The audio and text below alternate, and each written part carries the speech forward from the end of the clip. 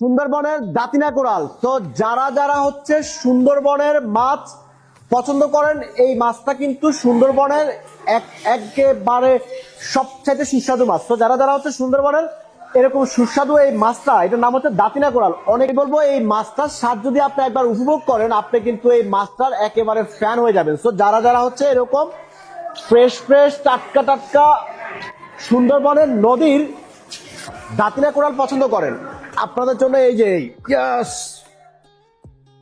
এতটা সুন্দর কালার।